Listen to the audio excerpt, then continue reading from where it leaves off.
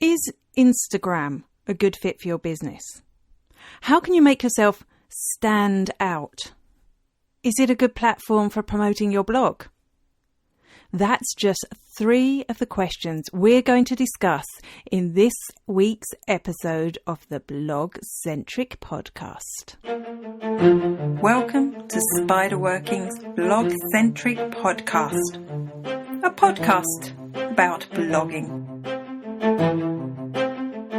Hello and welcome to episode 58 of the Blogcentric podcast. I'm Amanda Webb, and you'll find the show notes for today's episode at spiderworking.com/58. And this week you'll want to take a look. My guest has lots of resources that you'll want to look at. And that guest is Sue B. Zimmerman. Sue B. Zimmerman is a serial entrepreneur. She started her first business when she was 13 and she's had 17 in total. But these days, it's Instagram and educating on others how to best use it for business that's her passion. Today on the Blogcentric podcast, she tells us her story, how she discovered that Instagram could be an effective tool for business and how we, as businesses, can be successful too. You're listening to Blogcentric from Spiderworking. Today I'm joined by the wonderful Sue B. Zimmerman, who is just amazing on Instagram. I think that's where I first came across her, and then we were in touch. Since then, I think she contributed to a blog post that I did earlier this year about blogging tips, because she's a great blogger as well. So she fits the profile for this blog podcast perfectly. That's a tongue twister. Hi, Sue. Hey, it's great to be here. Yeah, I do love contributing to other blogs and also enjoy the process of not just putting content out on Instagram, but really growing a business using Instagram. And a big part of that growth comes from our discipline of putting out a great blog post every week. Yeah, and that's great. I really do enjoy your blog posts as well because they're so kind of down to earth. You know, I read an awful lot of really, really long blog posts, and I always feel like that's such hard work, and it's always just nice, actionable tips that I get from yours. Good. I'm glad. Well, that's why we do it. So tell me, you haven't always just been doing Instagram. Like myself, you had a business previously to just focusing on Instagram. Tell me about that.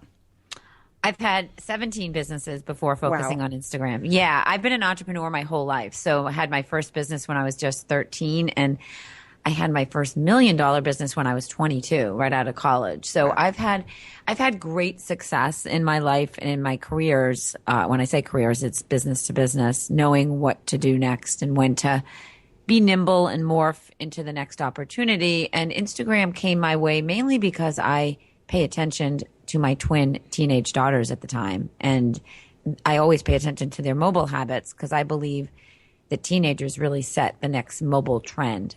So they were on Instagram. I had my store on Cape Cod in Massachusetts, and it was a seasonal store called Scooby-Doo. And I even have an Instagram account you can link up in the show notes if people want to look at Scooby-Doo.CapeCod. And that's where I discovered the power of Instagram, where my revenue grew over 40%. And this was a seasonal store. I was doing over 6 figures just in a short time, like over a little from Memorial Day to Labor Day. And my sales increased over 40% after using Instagram and empowering my employees to use it as well. And because of that great success, and because off season I was teaching and coaching and helping people with social media, I decided to shift and to make the shift to do more teaching, and teaching specifically Instagram because of the great success that I had from that platform. And I knew that so many business owners just struggled, like with which platform and why and how, and you know, just the distractions and the overwhelm. And so I for a little over 4 years ago, I decided to just shift into teaching, and I was really fortunate. I got interviewed on some great podcasts. As you can imagine, Amanda, podcasts are a great way to amplify and promote and broadcast who you are and what you do to a completely new audience. So I did a lot of that and continue to do that. And because of the success that I've had on many podcasts, I got asked to speak on many different stages. And so this past 2 years, I've been traveling around the world, speaking internationally, speaking here in the US, and getting paid to speak. And that was not even like in the plans. It just happened because when you're good at what you do and you give value, people want to pay you for that value. So I've been able to create a whole new business teaching Instagram marketing, going all in, staying in my lane, and having great success. And I'm having a lot of fun, as you can tell. It's such a great story, isn't it? How you managed to transition one business into another as well. Oh yeah. I mean, that's what I've done my whole life. I know when to stop. I see opportunities before they go mainstream and the rest of the world kind of hops on. I'm definitely the trendsetter and have always been. And I think that plays to my strengths. That's kind of in my DNA. It's just who I am. And I'm good with change. I embrace it. Your seasonal store, so that would have been a business to consumer business. And I think that's where most of us think, or a lot of people would think that's where Instagram sits. But obviously you're doing business to business now. Is it possible to get those great results on a business to business Instagram account? Yeah, because every business has a story to tell, and every business can, visually tell that story, and it doesn't have to be literal. People think that you have to literally be showing in the photo or the video exactly what you're talking about in the description. But if you look at a lot of successful Instagrammers, there's a story that relates to the imagery, the emotional pull of the imagery. And often it's not like a direct correlation to the product or service that they sell, the photo. Mm-hmm. And so I often say, if you think of Instagram as your digital magazine, where when someone follows you based on your bio and who you are, the content that you share in your feed represents a magazine. Like when you purchase a magazine, you purchase it because of the content that you expect to see in that magazine. And if there was a disconnect, say you were, the magazine's all about yoga, and you started to show me images in your Instagram account about travel, there's a disconnect unless you're a traveling yoga instructor. So you've got to make sure that it's congruent and that there is a theme and that there's a story that's cohesive. And that's, I think, everyone's biggest mistake, is that they're just trying to go down too many lanes and be too many things, and it's confusing. And when you confuse someone on Instagram, you're not going to get those follows and that engagement that everyone's looking for. So how would you find that theme? I agree. I think it's very hard to balance as well. With my Instagram account, I'm trying to balance a couple of things going on. How would you advise a business that was starting now on Instagram? How would they find the theme? How would they find what it is exactly they should be posting? I mean, you have to really take a step back and have a strategy. You have to have a visual strategy around the business that you're in. But more importantly, you need to know what your audience, your customer, your client is interested in. And that requires time spending on their Instagram account, looking at their language, their post, what makes them tick. Too many people on Instagram think about what they think they should be posting for themselves, when in fact it's what is your ideal customer or client looking for? How can you inspire, educate, entertain, or give value in a profound way every day? I think that's great advice for everything digital marketing, isn't it? Not just Instagram. I think that's really important. It's everything. It's everything. Instagram is a tool that I use to grow my business. Instagram is a place where I do make money on a regular basis. Instagram's a place where I grow an authentic community. But at the end of the day, it's my website where I drive traffic to, grow my email list and grow my business. That's great, because that's kind of what I wanted to talk about next, which is, I had two things. Firstly, when I look at your Instagram account, you're almost blogging on Instagram. In fact, you are. I don't really know how we define a blog in the era of Snapchat and Instagram. So you could almost say that your Instagram account is in some ways a blog, because you have the lovely captions underneath. You have inspiring words for people. It's not just, hey, this is what I'm doing right now. So with that in mind, and us also, you have a traditional blog. How do we get people to make the transition? Should they just abandon the traditional blog and look at doing it on Instagram? And if not, how can you get people over from Instagram into your blog when we've only got that one link? Yeah, well, good news this week. What's the date today? December 16th? Is that the date? Yes, that's the date. I'm a little confused. It's a blur. So as of 2 days ago, Instagram announced that you can now, bookmark what you like on Instagram. And so you not only want to direct people to that link in your bio where they can click in and go to where you're sending them, but you can also use language that gets them to bookmark your post, especially if you're giving a lot of content like I typically do. We just released, and you should hook this up to your listeners, our top 10 best and most popular and most controversial blog post of 2016. And that's my latest blog. And I am driving traffic to that blog now from Instagram, from my personal account at Sue B. Zimmerman, from my business account at The Instagram Expert. And in hopes of people reading that blog, because then we can retarget them with Facebook ads. But also now with this new update that I just mentioned, you can encourage people to bookmark your post, and they will be able to see everything that they've bookmarked so they can go back and read it later, especially if it is a micro blog post like I typically do on Instagram.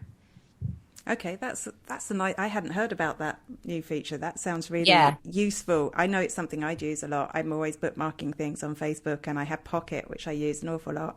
Be nice to be able to do it within Instagram too. Yeah, and also on Instagram, I do an Instagram story every single day on my personal account and typically my business account. And if you follow me, I talk about all the updates as they're occurring. Like that's my kind of continuous newsreel for business. And then anyone that wants to get to know me, get to really know me, hear my accent, see where I live in Boston, on the Cape in the summer, meet my dog, see my family, you can follow my Instagram stories on Sue B. Zimmerman, because I teach people how to have success using Instagram stories as well. And that's a big one, because even though Instagram stories have been around for a while now, businesses are slow to adopt them. And I think the reason for that is, like Snapchat, which I had a brief love affair with earlier this year, it takes so much time to keep your story updated. And you even were talking about overwhelm earlier on there. You know, that's something I just see it in people's eyes when I mention Instagram stories. Oh God, how am I going to have time for this? So how do you make the time? Because you're a busy woman. You're doing 2 stories a day. I love doing it.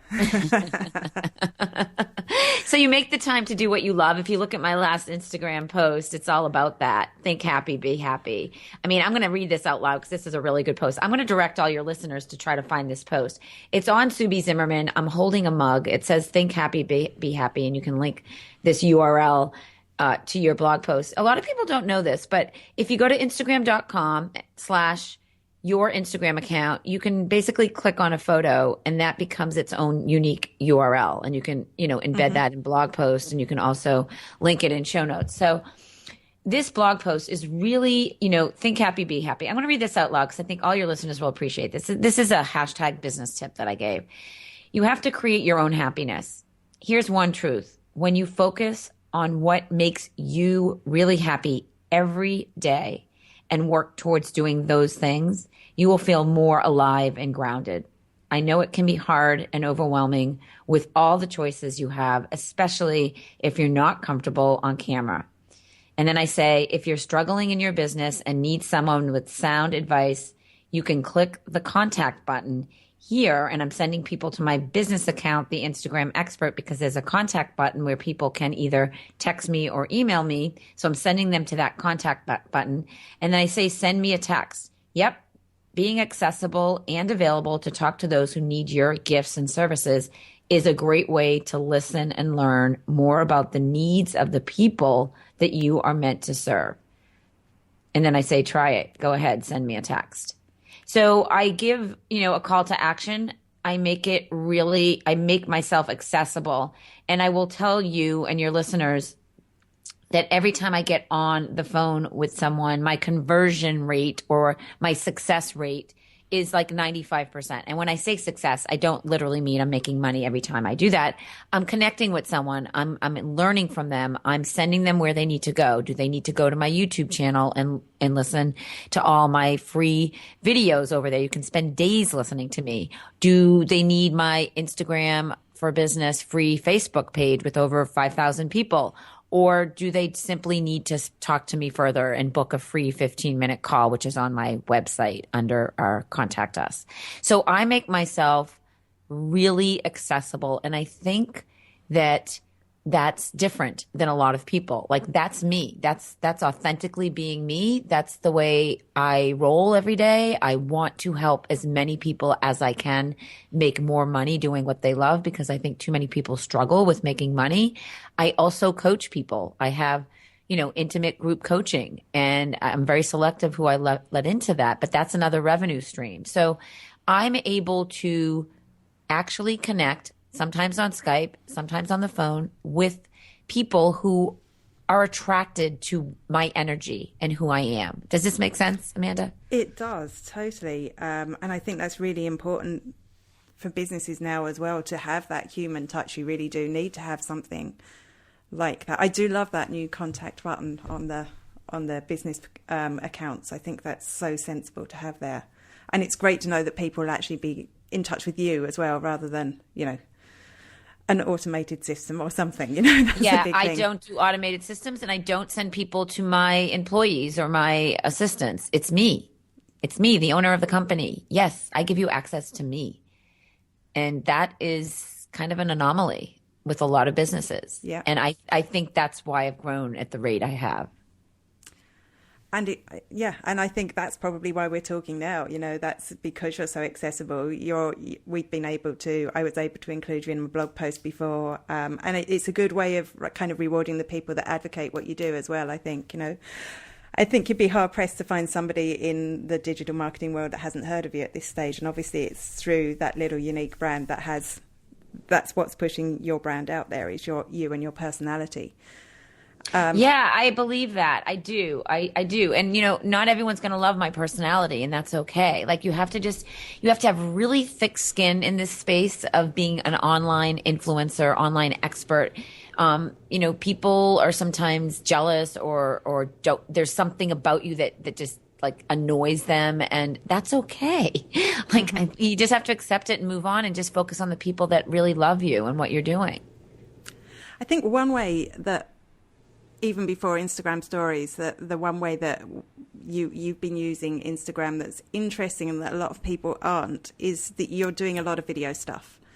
Like, I remember when I first started Instagram and it was all photographs, and there's lovely little snippets of you. You have such a good backdrop to I wish I had such a nice backdrop to your video stuff. Yeah, I know. I'm really fortunate that I live in beautiful places that helps with that kind of Instagram worthy backdrop, right?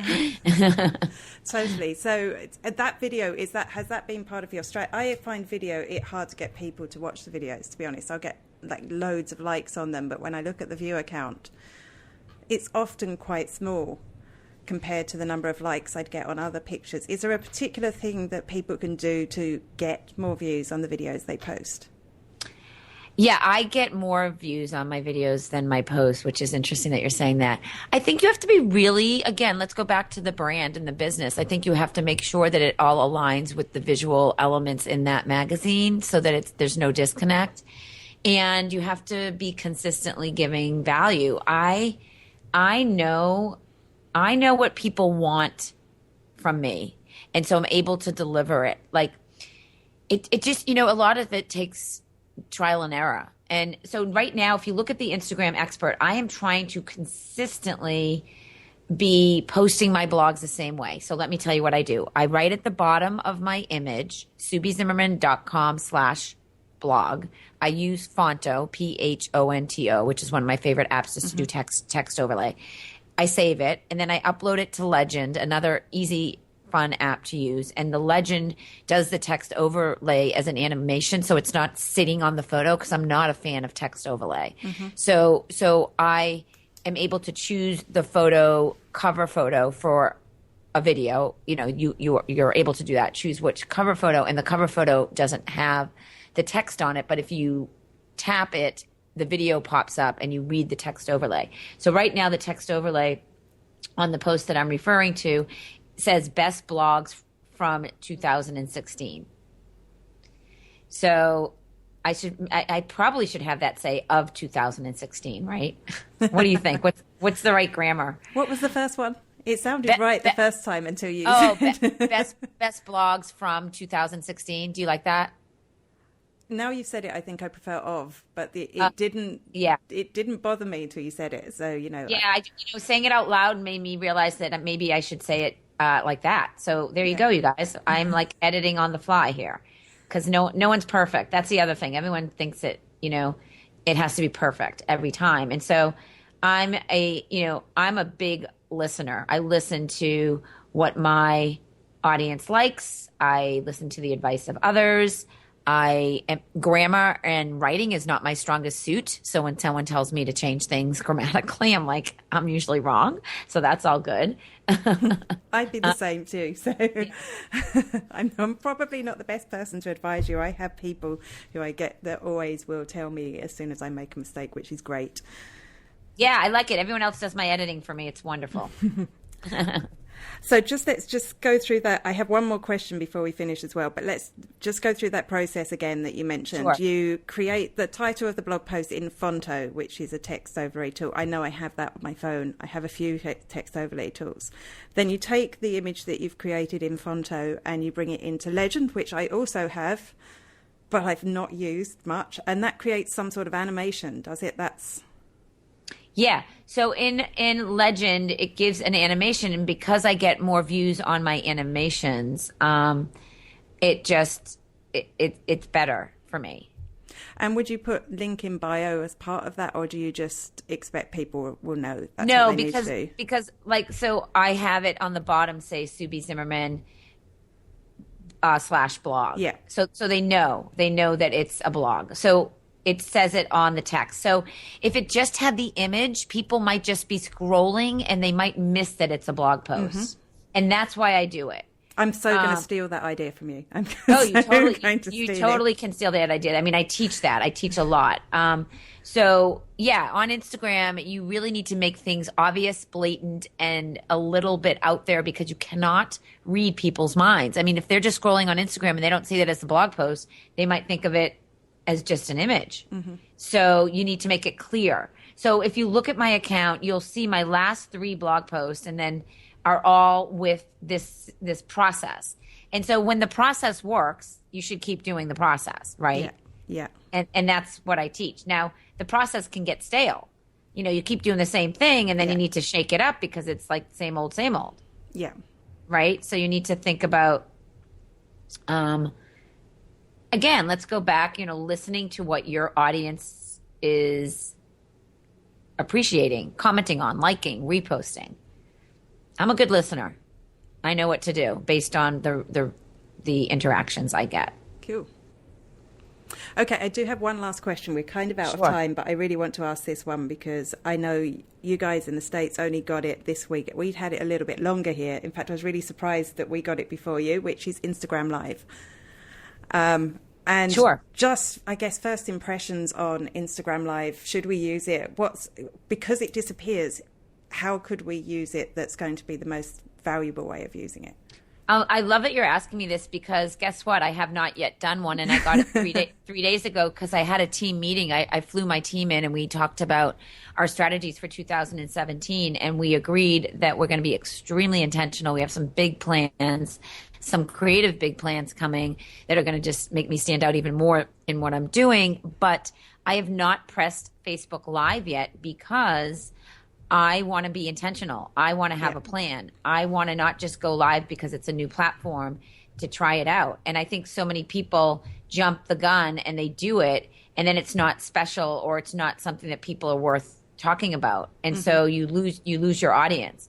And because I have, a big audience, over 43,000 people on each account on Instagram, I want to make sure that when I go live, that they are going to be like, oh shit, we need to tune into this every time Sue goes live because it's so good. Yeah. I want it to be so good that you guys don't miss one of my live broadcasts. Oh, we're going to have to look forward to seeing that then. Yeah. I'm going to keep my eyes open at the top there because as soon as someone goes live, I'm seeing them popping up there. I'm the same. I'm very Facebook live. I do quite a few Facebook lives, but I haven't been brave enough to try Instagram live yet. And probably for that reason, I don't really know what I'm going to do with it that's different to what I do on Facebook live, Yeah. So you definitely want to try that out. Cool. That's been fantastic. I mean, I really think like the message I'd like to hit home with here is that everything you do in your business should be with intention. It should not be because someone else is doing it. You have to think about what's best for you. And I think a lot of people copy other people who they think are having great success without thinking about whether or not it makes sense for them. Right. Absolutely. And I notice that frequently, especially with marketers. They just don't seem to have like the creativity on Instagram. They just they post a lot of text overlay and quotes. They just don't know how to position themselves.